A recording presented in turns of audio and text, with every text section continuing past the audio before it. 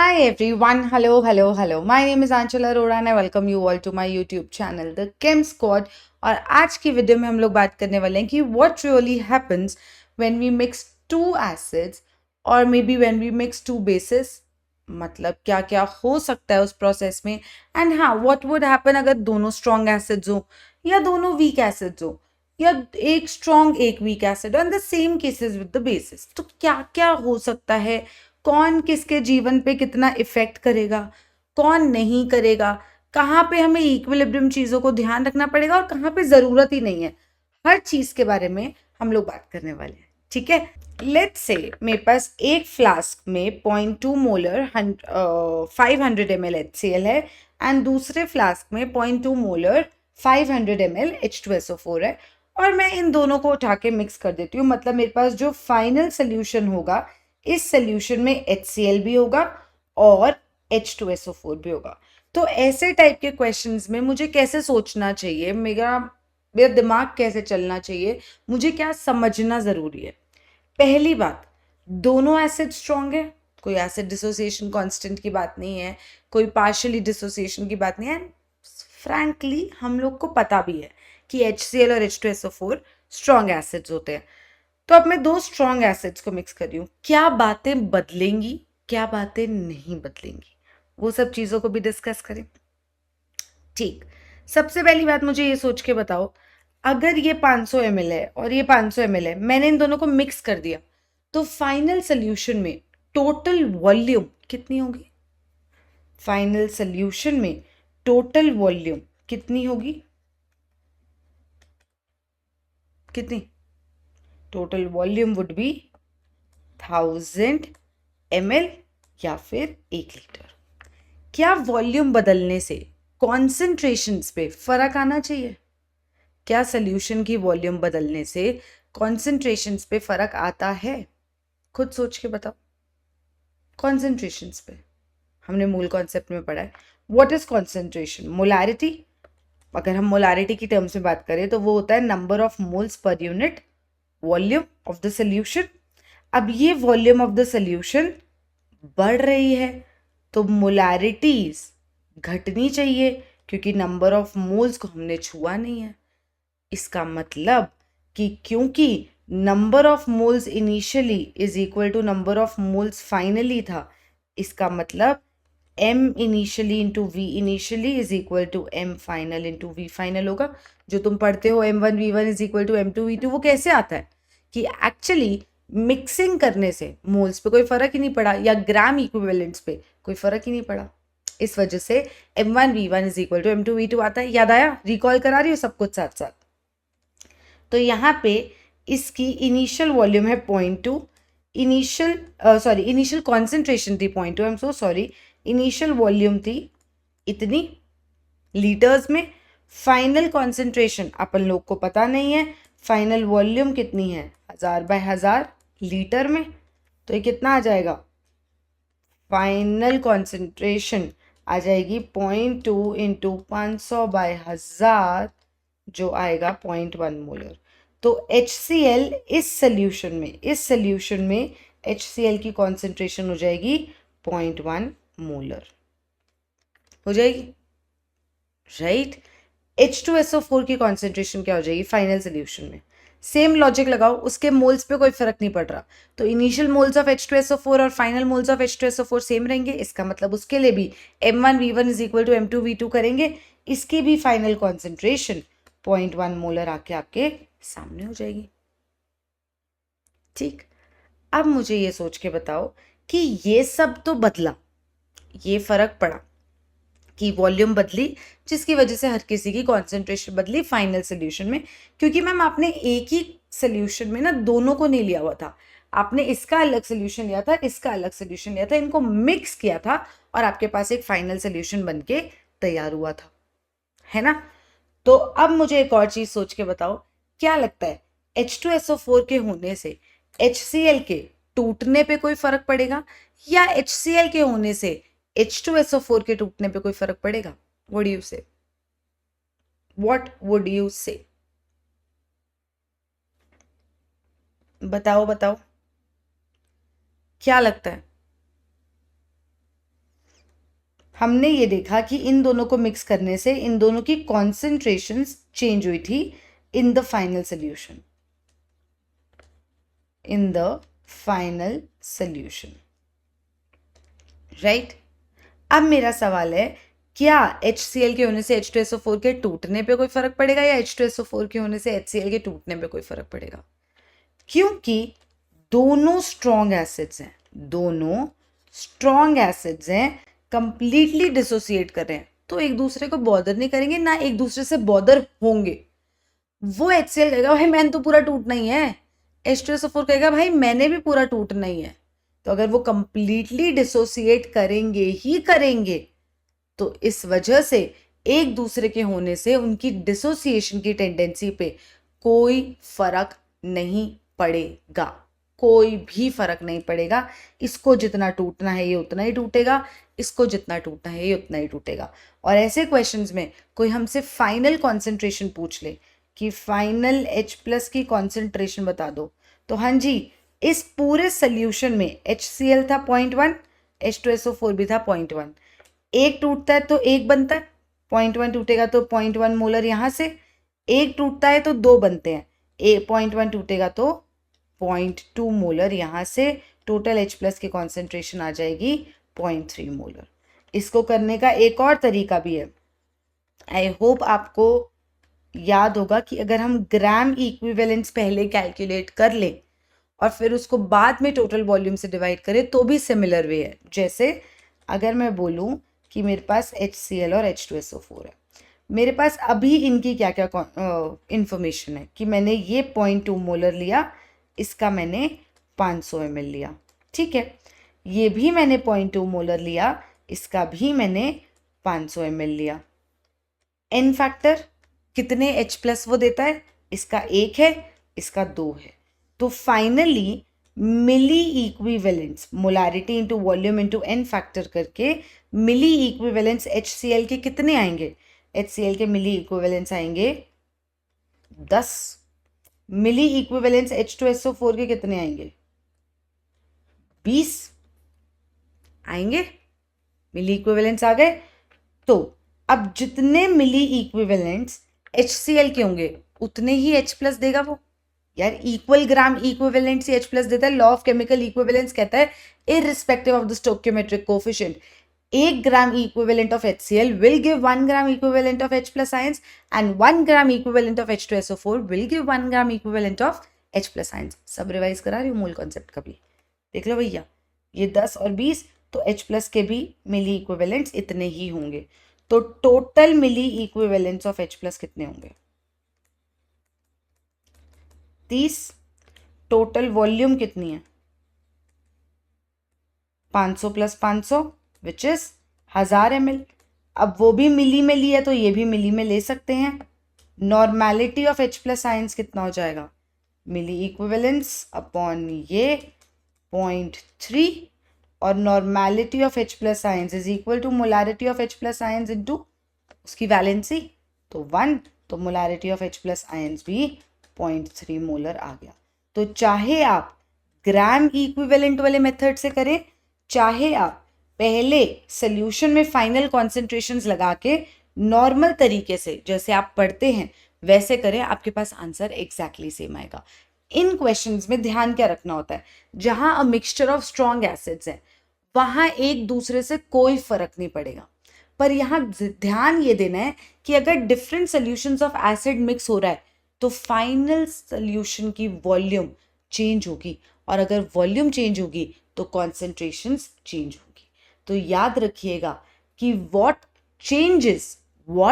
changes when two strong acids are mixed? Option A, degree of dissociation, option B, total volume, option C, concentrations of each acid, and option D, both B and C। तो both B and C answer हो जाएगा कि concentration बदलेगी, volume बदलेगी, पर degree of dissociation पे कोई फर्क नहीं पड़ेगा भाई, दोनों स्ट्रॉन्ग है, पूरा टूटेंगे। ठीक है जी, तो ये हो गया स्ट्रॉन्ग एसिड्स का केस। अब आते हैं, अगर मान लो मैंने एक स्ट्रॉन्ग एसिड लिया और एक वीक एसिड लिया तो क्या फर्क पड़ता है। एक वीक एसिड लिया और वीक एसिड है मतलब वो पार्शियली डिसोसिएट कर रहा है, और अगर वो पार्शियली डिसोसिएट कर रहा है इसका मतलब उसमें कुछ इक्विलिब्रियम का कार्यक्रम होगा। और अगर इक्विलिब्रियम आ रहा है और फिर मैंने उसमें स्ट्रॉन्ग एसिड डाल दिया तो कोई दिक्कत हो सकती है क्या?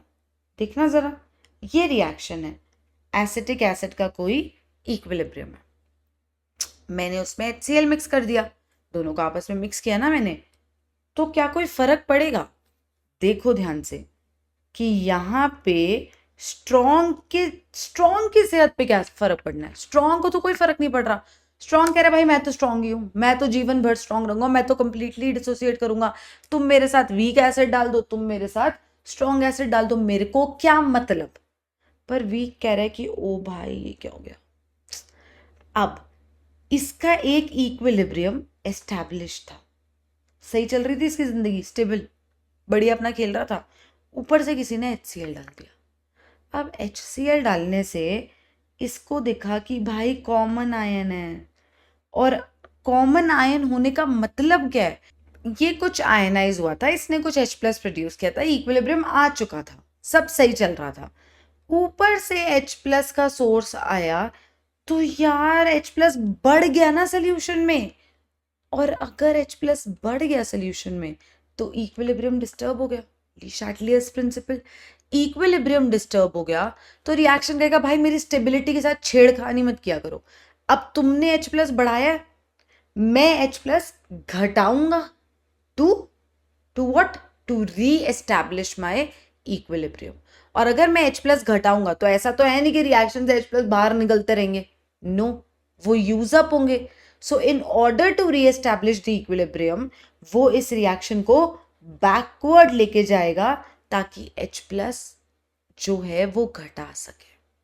तो क्योंकि आपने एक पार्शियली डिसोसिएट होने वाले के साथ जिसका इक्विलिब्रियम आ चुका था, आपने उसके साथ छेड़खानी करी, तो ली शार्टलियर्स प्रिंसिपल कहता है कि आप जो भी छेड़खानी करते हो इक्विलिब्रियम को डिस्टर्ब करने के लिए, रिएक्शन को आता है गुस्सा और वो उसका उल्टा करता है to reestablish its own equilibrium, right? तो आपने बाहर से H+ बढ़ाया, वो H+ यूज करवाएगा in order to reestablish the equilibrium. मेरी बात समझ आई? ठीक है, तो ये रिएक्शन बैकवर्ड जाएगा। अब बैकवर्ड जाएगा फिर री एस्टैब्लिश होएगा, फिर उसके बाद हम दोबारा नया डिग्री ऑफ डिसोसिएशन निकालेंगे, that's a lot of work. एक छोटा सा सवाल है, एक छोटा सा, तुम्हें क्या लगता है इधर HCl और CH3COOH दोनों है, दोनों क्या साथ में मिलके net H+ and therefore net pH determine करेंगे, या सिर्फ एसिटिक एसिड से आने वाले H+ से pH डिटरमिन होगा, या सिर्फ HCl से आने वाले H+ से pH डिटरमिन होगा? व्हाट डू यू से? मतलब तुम्हारा दिल अभी क्या कह रहा है? अभी तो हमने शुरू भी नहीं किया।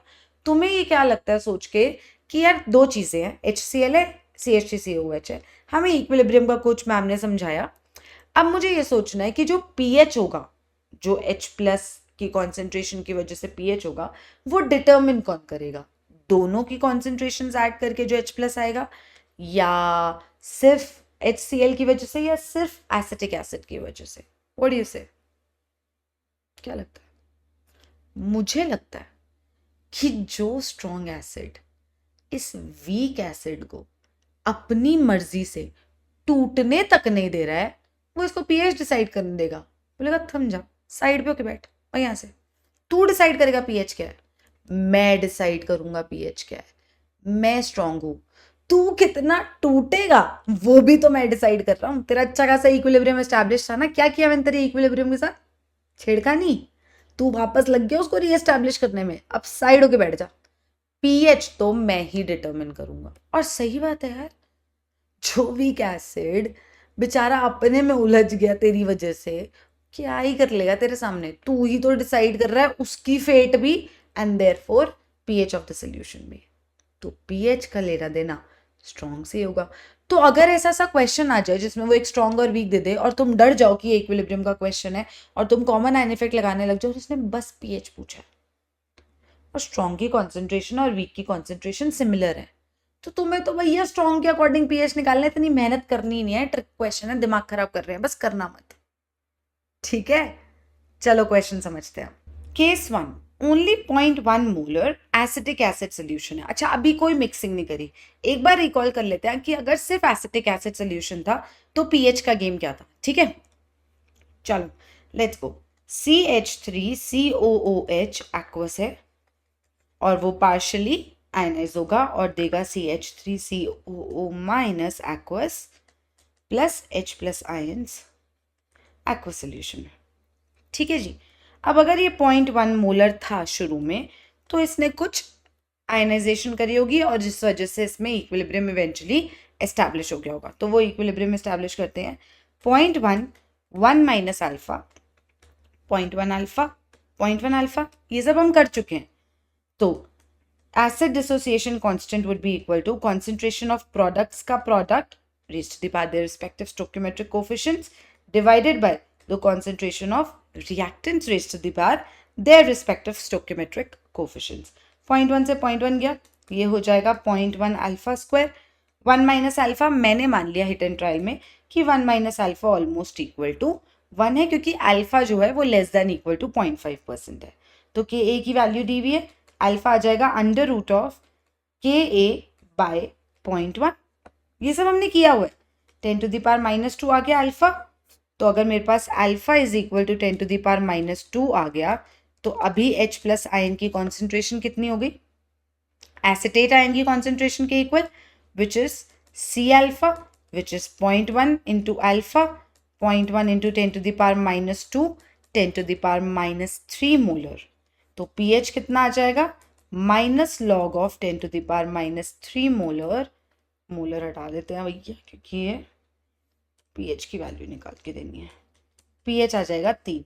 तो अगर सिर्फ एसिटिक एसिड पड़ा है तो उसका डिग्री ऑफ डिसोसिएशन इतना है 0.1 मोलर एसिटिक एसिड का, और मेरे पास एसिटेट आयन की कॉन्सेंट्रेशन भी है और मेरे पास pH भी है।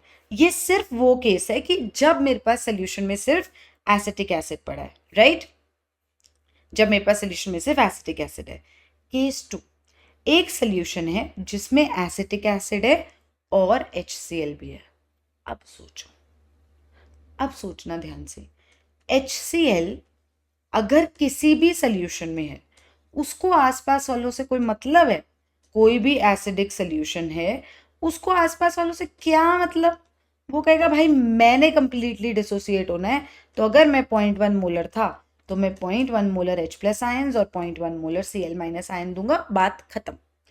एसिटिक एसिड बेचारा जब अकेला था तब भी पार्शियली डिसोसिएट कर रहा था, तब भी पार्शियली डिसोसिएट कर रहा था, राइट। और अब मैंने इसी सोल्यूशन में HCl भी प्रेजेंट करवा दिया। तो आप देखिए ध्यान से कि क्योंकि H+ आयंस ओवरऑल बढ़ रही हैं, ओवरऑल बाहर से बढ़ा दी गई हैं, तो इसका इक्विलिब्रियम डिस्टर्ब होगा, जो हमने अभी बात करी थी। और अगर इक्विलिब्रियम डिस्टर्ब होगा तो ये इक्विलिब्रियम डिस्टर्ब होने की वजह से रीएस्टैब्लिश होने की कोशिश हो, रिएक्शन करेगा कोशिश, और वो इस रिएक्शन को बैकवर्ड भेजेगा ताकि इक्विलिब्रियम रीएस्टैब्लिश हो पाए। हमने बाहर से H+ बढ़ाया, वो कम करने की कोशिश करेगा, और इसी को कॉमन आयन इफेक्ट बोलते हैं। आपने बाहर से कॉमन आयन बढ़ा दी, कॉमन आयन है ना ये, H+ फर्क कर रहा है ना, Cl- से तो इस रिएक्शन की सेहत पे कोई फर्क नहीं आ रहा। Cl- जितना भी उस रिएक्शन को क्या मतलब, ना ये रिएक्ट कर रहा है उसके साथ, ना ये कॉमन आयन दे रहा है कि एक्स्ट्रा बढ़ा दी कुछ। Cl- से कोई मतलब नहीं है। H+ से मतलब इसलिए है क्योंकि वो कुछ प्रोड्यूस करके इक्विलिब्रियम बना के बैठा था, आपने बाहर से और डाल दिया, तो अब उसका इक्विलिब्रियम डिस्टर्ब होगा, रिवेंज लेगा, बैकवर्ड आएगा। ठीक, पर बैकवर्ड आएगा कब तक? जब तक इक्विलिब्रियम रीएस्टैब्लिश ना हो जाए। ठीक है, तो रीएस्टैब्लिश करें इसका आफ्टर रीएस्टैब्लिशमेंट। अब इसको ध्यान से समझना, इंटरेस्टिंग है ये और इंपॉर्टेंट भी है। आफ्टर रीएस्टैब्लिशमेंट तो उसकी कहानी कैसी होगी, ये रिएक्शन था, रीएस्टैब्लिश हो गया, सब सही चल रहा है, ठीक है, रीएस्टैब्लिश हो गया इक्विलिब्रियम, उसने अपने तरफ से अपने आप को बैकवर्ड लेके गया। तो बैकवर्ड लेके जाने का मतलब क्या है कि वो ज्यादा डिसोसिएट हुआ है अकेले के कंपैरिजन में या वो कम डिसोसिएट हुआ है अकेले के कंपैरिजन में? अगर मैं बोल रही हूँ रिएक्शन बैकवर्ड है, आराम से सोचना, अकेले बैठा था, अकेले, तो उसका डिग्री ऑफ डिसोसिएशन था 0.01, है ना, ये रहा, अकेले बैठा था जब 0.01, HCl डाला, इक्विलिब्रियम डिस्टर्ब हुआ, दिल टूटा, बैकवर्ड गया। बैकवर्ड जाने का मतलब कि इसका डिग्री ऑफ डिसोसिएशन पहले के कंपैरिजन में ज्यादा है या कम है? डिग्री ऑफ डिसोसिएशन सोचो, अगर ये पहले 0.01 टूट रहा था, है ना, डिग्री ऑफ डिसोसिएशन इसका, और अब मैंने बाहर से कोई कॉमन आयन वाली चीज डाल दी जिसने इसके इक्विलिब्रियम को बाहर, मतलब पीछे भेज दिया। अब वो पीछे भेजने के चक्कर में जितना टूटना चाहिए था उससे तो कम टूटा ना, 0.01 तो टूटना ही चाहिए था डिग्री ऑफ डिसोसिएशन, उससे तो कम ही है पक्का पक्का 100%, क्योंकि वो बैकवर्ड गया है। पहले वो जितना टूट रहा था उससे तो और कम हो गया क्योंकि पीछे भेज दिया हमने रिएक्शन को और तोड़वाया नहीं है। ठीक, ये लॉजिक समझ आया? इसका मतलब आफ्टर रीएस्टैब्लिशमेंट अगर मैं लिखूं 0.1 1 minus alpha dash 0.1 alpha dash 0.1 alpha dash, तो यहाँ पे ये alpha dash would be very very less than alpha, क्योंकि जितना वो अकेले में टूट रहा था उससे तो पक्का कम टूटा है। परफेक्ट। अब मुझे एक और चीज बताओ, क्या एक ही डब्बे में एसिटिक एसिड और HCl है? क्या एक ही डब्बे में एसिटिक एसिड और HCl है? बिल्कुल है। सेम डब्बे में है दोनों चीजें? बिल्कुल मैम सेम डब्बे में है। तो यार टोटल H+ तुम डिफ्रेंशिएट थोड़ी कर पाओगे कि ये लाल वाला इसकी वजह से है, ग्रीन वाला इसकी वजह से। तुम्हें क्या पता, H+ तो H+ है। तो ओवरऑल सोल्यूशन में टोटल H+ कितना है?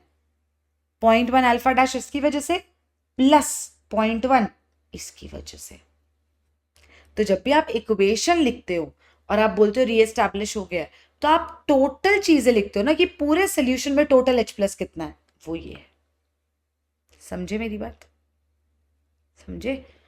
अब अगली चीज, ये धीरे धीरे चल रहे हैं पर ध्यान से समझना चीजें, ठीक है? नेक्स्ट थिंग, अब यहां पे आपने देखा था कि 0.1 alpha is equal to 0.1 into 10⁻⁻2 is equal to 10⁻³ था, या 1/1000 था, which is very less than 1/10 या 0.1, है ना? This is very less than this. तो यहाँ पे हमें ये भी पता है कि ये जो अल्फा डैश है ये इससे तो बहुत ही कम है। तो अगर ये वाली वैल्यू 0.1 से कम है तो ये वाली वैल्यू तो 0.1 के मुकाबले बहुत ही कम होगी। तो इसके मुकाबले ये वाली वैल्यू मैं निग्लेक्ट कर सकती हूँ, इसको मैं 0.1 लिख रही हूँ, ठीक है? ब्लू से लिख देती हूँ ताकि तुम्हें रियलाइज हो कि किसके रिस्पेक्ट में हमने निग्लेक्ट किया था। समझे क्यों किया? हर क्यों बाय काय को बता रही हूँ। सिमिलरली अगर alpha was very less then 1 तो अल्फा डैश तो अल्फा से भी कम है, तो ये would be very less then 1, तो ये 0.1 के इक्वल आ गया। ये वाला 0.1 HCl से आया हुआ H+ वाला है, ये याद रखना। कॉन्सेंट्रेशन यहाँ पे सेम है पर ये वाला 0.1 है क्या? HCl से आया हुआ H+, राइट? परफेक्ट, ठीक है जी। तो Ka for acetic acid would be equal to the concentration of acetate ion raised to the power उसका stoichiometric coefficient into concentration of H+ raised to the power उसका stoichiometric coefficient divided by concentration of acetic acid raised to the power उसका stoichiometric coefficient. Acetate ion was 0.1 alpha dash, ठीक है? H+ ही कौन सा है? 0.1 divided by acetic acid की concentration 0.1 ही लेंगे, ठीक है? और Ka है 10⁻⁻5, 10⁻⁻5 is equal to 0.1 alpha dash आ रहा है, आ रहा है? Alpha dash is equal to 10⁻⁻5 by 0.1 which is 10⁻⁻4, right? Alpha dash आ गया, राइट? अब यहाँ पे एसिटेट आयन की कॉन्सेंट्रेशन अगर कोई पूछ ले तो कितनी होगी? 0.1 alpha dash which is 0.1 into 10⁻⁻4 which is 10⁻⁻5 molar. And अगर कोई मुझसे pH पूछ ले तो सोचना पीएच कौन डिटरमिन करेगा?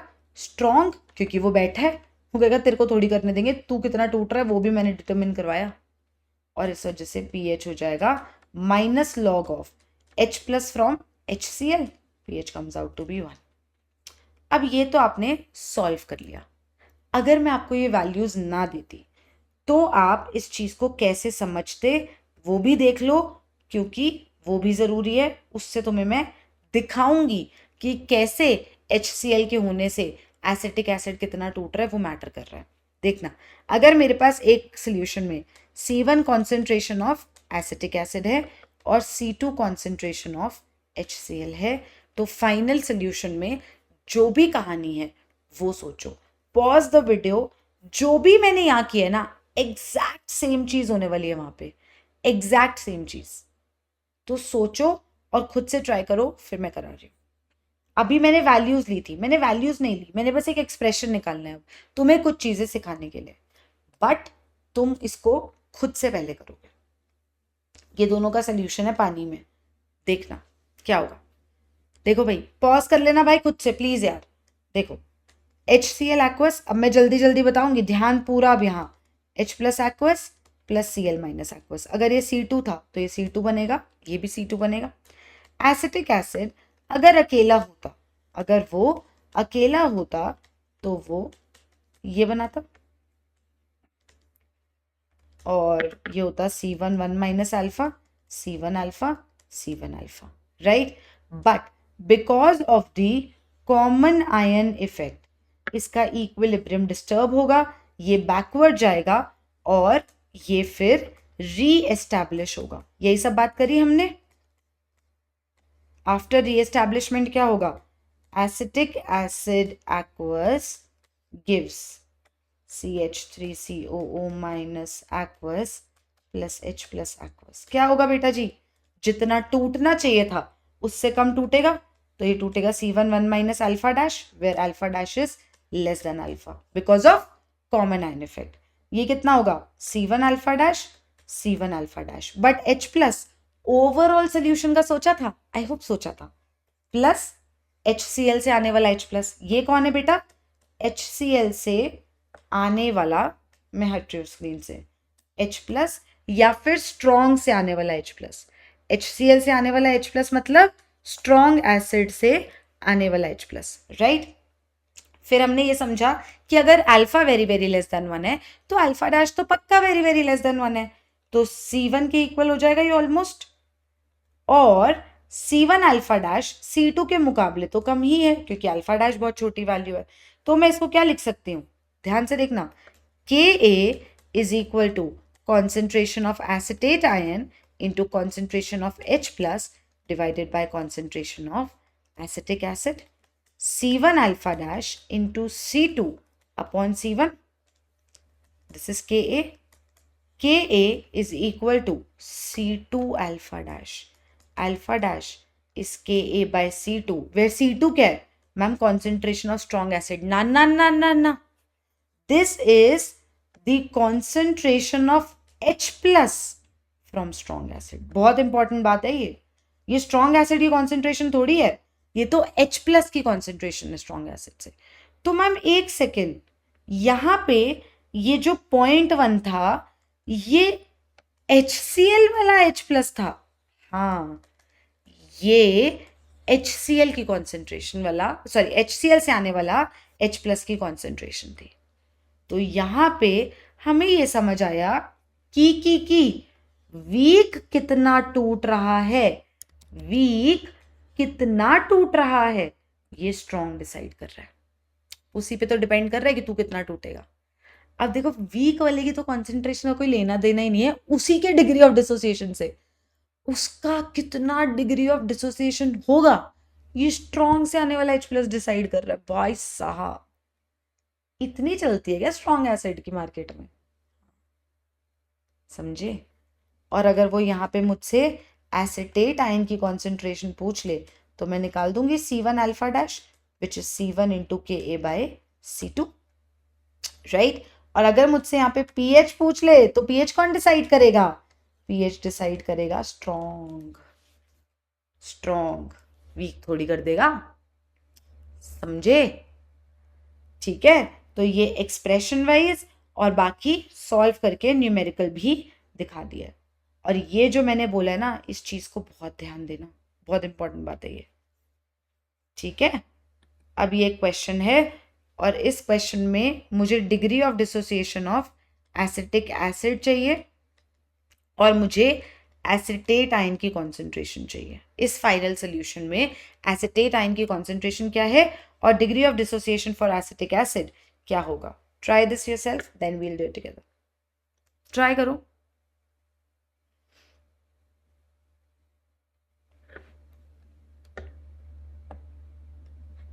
देखो भैया, यहां पे H2SO4 तो स्ट्रॉन्ग है, देखो उसका Ka भी नहीं दिया है।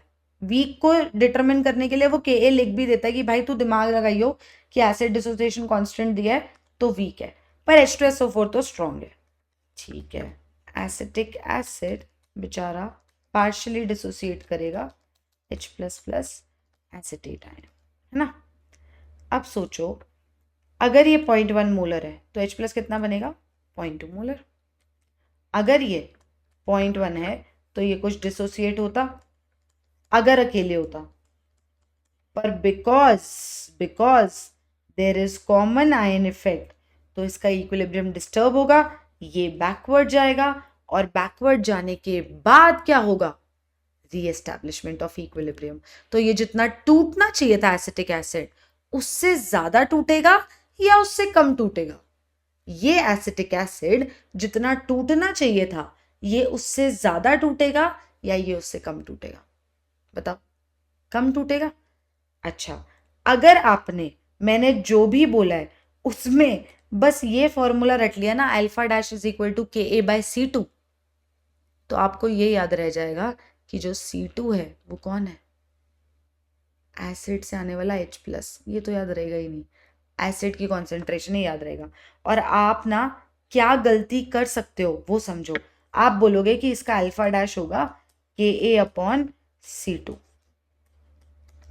और ये बिल्कुल गलत है, क्योंकि अल्फा डैश ये है ही नहीं कि acid dissociation constant upon concentration of strong acid थोड़ी है, ये उससे आने वाला H+ है और H2SO4 से आने वाला H+ 0.2 है।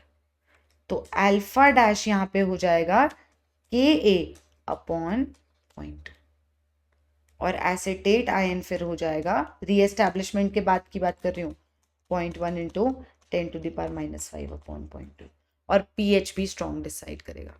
तो आपका ये आंसर्स आने चाहिए थे एग्जैक्ट उस मेथड से जैसा हमने किया है। ठीक है, एक बार कर भी लेते हैं एलैबोरेटिव, थोड़ा रिवाइज ही हो जाएगा। एसिटिक एसिड है H+ aqueous plus acetate ion, reestablishment के बाद की बात कर रही हूँ। ठीक है, रीएस्टैब्लिशमेंट के बाद की 0.1 1 minus alpha dash 0.1 alpha dash 0.1 alpha dash, but total H+ solution में कितना है? 0.2 प्लस ये चीज 0.2 की रिस्पेक्ट में हम इसको निग्लेक्ट कर देंगे क्योंकि अल्फा डैश की वैल्यू बहुत कम होती है और 1 माइनस अल्फा डैश 1 के इक्वल होता है। तो Ka is equal to 0.1 alpha dash into 0.2, देख लो खुद से 0.2 आया है। अगर मैं सिर्फ फॉर्मूला रट लू ना तो पक्का यकीन है मुझे कि हो सकता है कि मैं पेपर में उसको कॉन्सेंट्रेशन ऑफ H2SO4 के लिए यहाँ पे ये 0.1 होता और फिर मेरा पूरा आंसर गलत होता और वो ऑप्शन जरूर होता, ये पक्की बात है, क्योंकि जो पेपर बना रहा है उसको तो पता है ना क्या करोगे। ठीक है, अपॉन 0.1 तो alpha dash is equal to 10⁻⁵/0.2 और एसिटेट आयन की concentration would be equal to 0.1 into alpha dash. आ गया आंसर। कोई दिक्कत तकलीफ दुख परेशानी हो तो कमेंट सेक्शन में जरूर बताना, जरूर। ठीक है, लास्ट केस, अगर मेरे पास एक सोल्यूशन है जिसमें एसिटिक एसिड इतना है और HCl की कॉन्सेंट्रेशन इसके रिस्पेक्ट में बहुत कम है, मतलब जो कॉमन आयन दे रहा है, जो कॉमन आयन की कॉन्सेंट्रेशन है, कॉमन आयन की कॉन्सेंट्रेशन वो इतनी कम है इसके रिस्पेक्ट में कि वो क्या ही इफेक्ट दिखाएगी। देखो, तुमने अगर इक्विलिब्रियम ध्यान से पढ़ा है ना और अगर तुम अभी ये समझ रहे हो मेरे साथ साथ, तो तुम्हें ये समझ आया होगा कि कोई चीज किसी पे इफेक्ट दिखाने के लिए उसके पास भी इनफ स्ट्रेंथ होनी चाहिए कि वो दिखा दे। अब ये इतनी कम वैल्यू है, ये 0.1, ये 0.1 अल्फा डैश कुछ भी प्लस 10⁻⁻5 करेंगे तो ये वैल्यू तो इतनी कम है कि ये क्या ही कॉमन आयन इफेक्ट दिखाएगी। तो जनरली कॉमन आयन इफेक्ट ना तब देखा जाता है जब कंपेरेबल कॉन्सेंट्रेशन हो स्ट्रॉन्ग की और वीक की, मतलब 10 टाइम्स ज्यादा 10 टाइम्स कम इसी रेंज में हो। बहुत ज्यादा डिफरेंस इन कॉन्सेंट्रेशन होता है तो इफेक्ट उतना वीकर होने लग जाता है। ठीक, ऐसा नहीं है कि जीरो इफेक्ट होगा, पर बहुत ही कम इफेक्ट होगा, बहुत ही कम। जैसे ऑटो आयनाइजेशन ऑफ वाटर के टाइम पे आप लोगों ने पढ़ा होगा कि अगर 10⁻⁻8 मोलर HCl है तो अभी भी HCl ना, पर हम बस उसकी इज्जत विज्जत रखते हैं कि उसका pH जो है वो 6.97 के आसपास आता है, क्योंकि वो पानी पे कॉमन आयन इफेक्ट दिखा रहा होता है ना, क्योंकि उसकी कॉन्सेंट्रेशन तब पानी से आने वाले H+ की कॉन्सेंट्रेशन के कंपेरेबल होती है। ये इसको कहाँ तंग कर पाएगा इतना, तो ये इसको अच्छे से तंग नहीं कर पाएगा। ठीक है जी। I hope ये वाली बात समझ आई होगी। Now there's a question for you. You have to pause the video, try this question yourself, and of course we'll do it together. Pause the video. अब ये बेसिस से रिलेटेड है, एग्जैक्ट सेम कॉन्सेप्ट है, week और strong का ये exact same concept है। ध्यान से करना, अपने आप होने लग जाएगी चीजें।